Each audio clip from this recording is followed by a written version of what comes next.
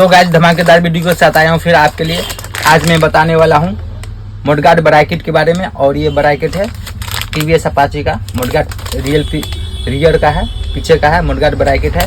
देख लीजिए ये जेन्युइन आता है, जेन्युइन में ओरिजिनल ही लगता है और ओरिजिनली अच्छा रहता है। और लोकल पोकल मत लगाइए, टूट जाएगा तुरंत। और देखिए मैं इसका अनबॉक्सिंग भी करके दिखाता हूँ कितना अच्छा क्वालिटी है।